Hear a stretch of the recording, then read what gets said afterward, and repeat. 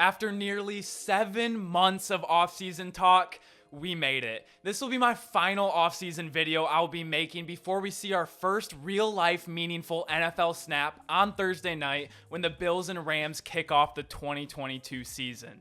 That being said, I have a massive channel announcement. Starting this Friday, 5 p.m. Eastern, we are going to be going live on this channel every single Friday and Monday throughout the entire season. We'll be recapping the Thursday night game and previewing the entire slate of Sunday games on Friday, and on Monday, recapping those same Sunday games and previewing the Monday Night Football game just hours before it happens. I've been wanting to do this for a long time now, and the start of the season feels like the perfect time to do it. And since I cover all 32 teams on this channel, there's fans from everywhere. So come check in, represent your team, give a bold take or prediction. I'm expecting a wide array of topics, and I really have prided myself on trying to be as engaging and as active in the comments with every single video. But this is just a chance to get through this entire season together, hop on for a couple hours, talk ball live, and just, yeah, it's going to be a ton of fun. I can't wait for it. So set your reminders for this Friday, 5 p.m. Eastern. It's going to be a special one, being our first one. I can't wait for it. Thank you guys for sticking around for this. But with that being said, let's get into the topic of today's video. And that is 3 teams that their week 1 matchups mean the most. And of course, every team is going to want to start out 1-0, but there's some teams out there that it just feels like it means a lot more to. For example, if the Packers lose week 1, not that big of a deal. They're in a very winnable division, and they're expected to start slowly on offense with their new talented but inexperienced receivers. So the teams we'll be talking about today, whether their window for a playoff berth in their division is super small, or different storylines that have snowballed this offseason that have the potential to get loud if they come out and lose their first game, or a combination of both. There were 3 teams that stood out to me that fit this description, so let's get right into it. And the first team on this list is the Denver Broncos. And really, every single AFC West team could have been on this list, as every game is going to mean so much in terms of a playoff berth. But the Broncos playing the Seahawks Sunday night, week 1, just feels like a game they absolutely cannot lose.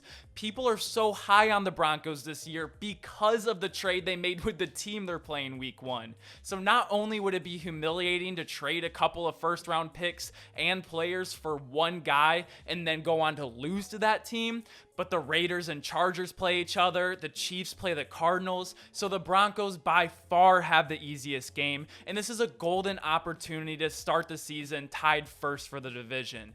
That being said, this feels like a game that won't be a walk in the park. This game is going to be in Seattle, and the 12th man is going to be loud. We just saw last year when Brady went up to Foxborough for the first time and went on to play a 1-2 Patriots team with a rookie quarterback, and the Bucs were coming off a Super Bowl win. We saw how this moment really seemed to get to Brady, at least early on. And this is even slightly different because Brady played a full season and won a Super Bowl with this team.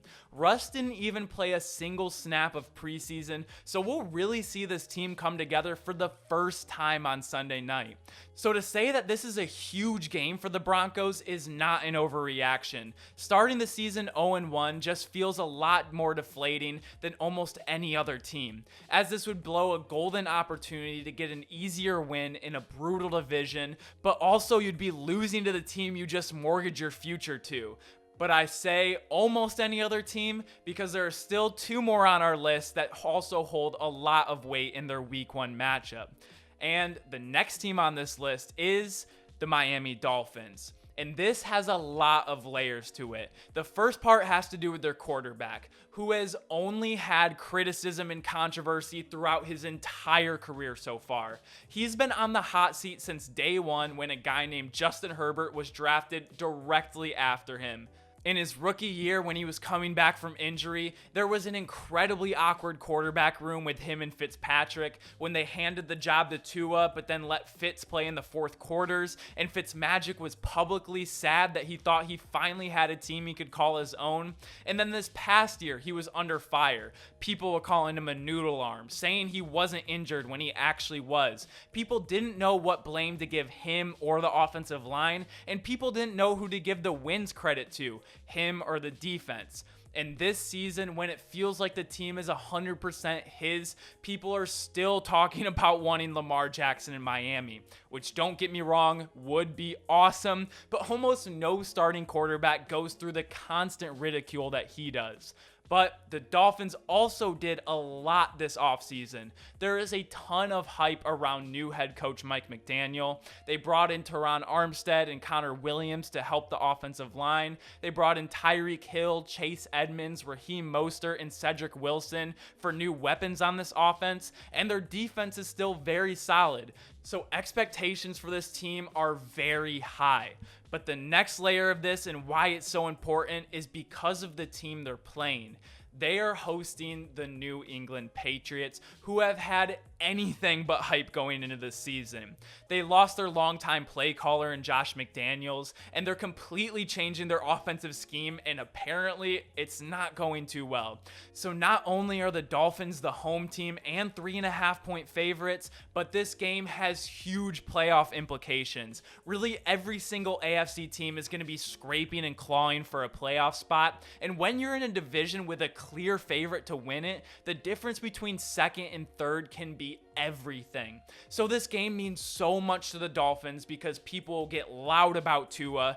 Even though they shouldn't, they will. But if all the hype this offseason the Dolphins have brought in gets deflated by a team that's been all doom and gloom the entire offseason and only lost pieces and didn't really gain any new shiny ones like the Dolphins did, and with the playoff implications in the AFC and facing a divisional opponent, this is why the week 1 matchup feels like it holds a lot more weight than other games this upcoming weekend.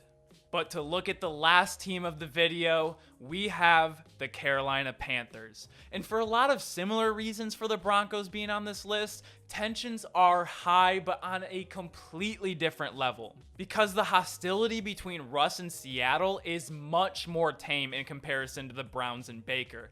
And I'm really curious to see what Browns fans feel about this game, because maybe they won't be mad at Baker because he didn't want out. The Browns front office did so wrong by him, and the quarterback they got and paid the largest guaranteed contract in NFL history to won't be playing the first 11 games. So maybe a lot of Browns fans will be split how they feel about it, but nonetheless, this game means a ton for the Panthers, but in a different way than the other two games we've already talked about. With other teams, the weight of a loss feels massive, but on this end of things, a week 1 win at home I think would be huge for this Panthers and the morale of this team overall.